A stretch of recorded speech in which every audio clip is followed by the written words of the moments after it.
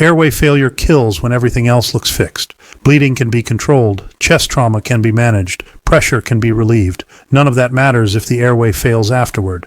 I'm Suburban Prepper, a Desert Storm combat medic with the 160th Special Operations Aviation Regiment, later deployed to Afghanistan during Operation Enduring Freedom with Task Force Phoenix.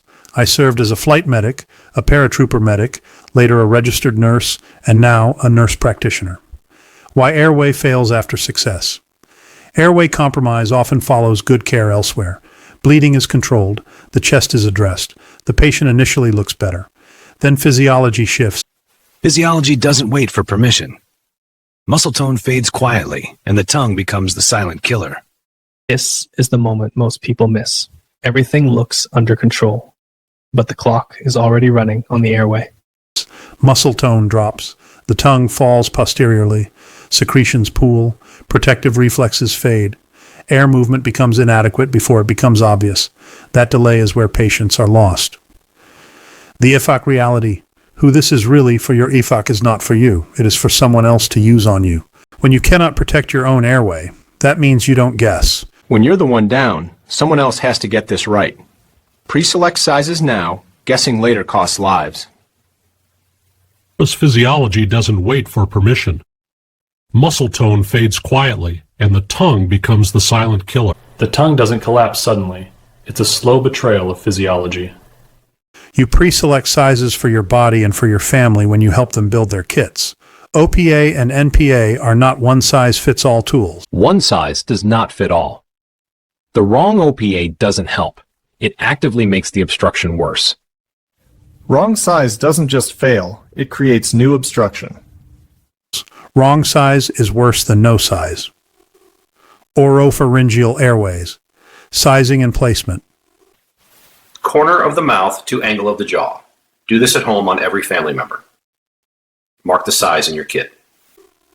An oropharyngeal airway works by holding the tongue forward, nothing more. It belongs only in a deeply unconscious patient with no gag reflex. OPA sizing. How to measure from. The corner of the mouth to the angle of the jaw. That distance determines the size.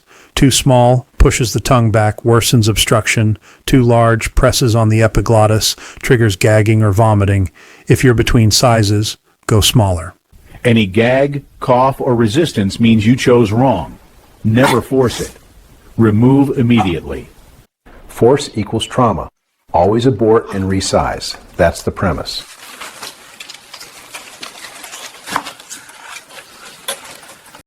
Common OPA sizes. Infant, size 0-1, child, size 2, small adult, size 3, average adult, size 4, large adult, size 5.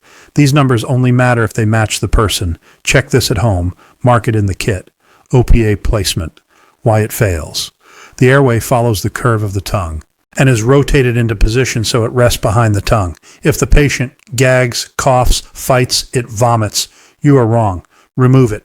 OPAs fall out when head position changes, jaw tone returns, reassessment stops. That's not failure. That's physiology changing. OPA complications. Real complications include vomiting and aspiration, dental injury, soft tissue trauma, worsening obstruction, simple device, zero forgiveness. To take it. These are not set and forget tools. Head position changes, tone returns. The device fails if you stop watching. Movement guarantees shift. Reassess every change. Nasopharyngeal airways, sizing and placement. A nasopharyngeal airway bypasses the tongue. That's why it's tolerated in semi-conscious patients' clenched jaws. When the jaw is clenched or consciousness returns, the nasopharyngeal airway becomes the better choice. Adapt fast. NPA saves when OPA cannot. Patients rejecting an OPA NPA length, how to measure from the nostril to the angle of the jaw.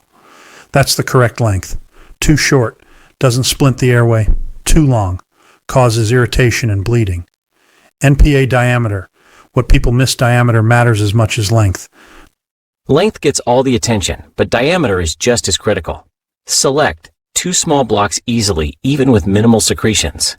Choose the largest that passes without force. More airflow means more time. Bigger diameter resists blockage longer. Seconds become minutes. Too small, ineffective, easily blocked, too large, trauma, bleeding, swelling. Choose the largest diameter that passes without resistance. Resistance is information, force is failure. Feel resistance? Stop. Forcing causes bleeding and swelling. Downsize and try again.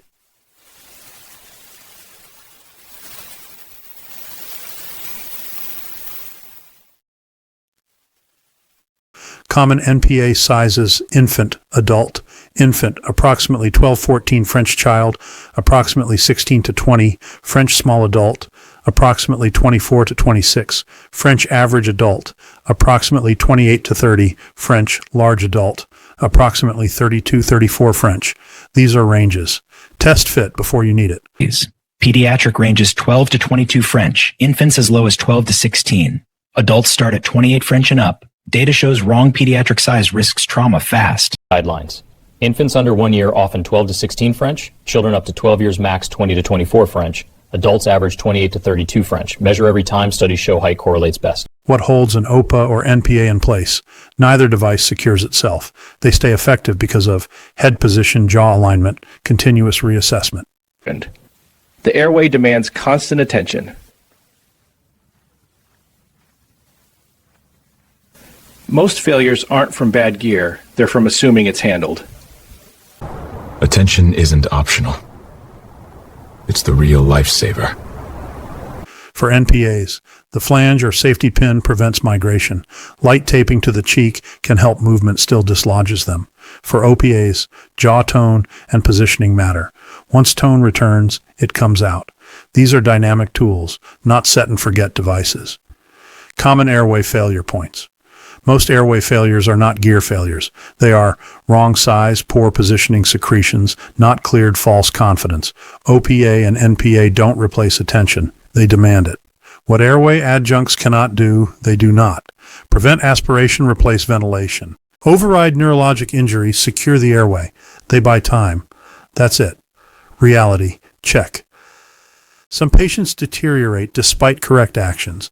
If airway compromise was recognized, sizes were correct, adjuncts were used appropriately, and reassessment continued, you did what medicine allows. Training doesn't guarantee survival. It reduces preventable failure. Series conclusion. This concludes the skills portion of the EFAC series. Bleeding, chest, pressure, airway. Judgment adapts when gear reaches its limit. In the end, gear buys time. Judgment decides if that time is enough. Stay sharp. Lives depend on it. Next, we move to a full IFAC gear review. What belongs in the kit, what doesn't, and how to build kits for real people, not averages. Gear doesn't save people. Judgment does. This is survival. This is resilience. This is Suburban Prepper.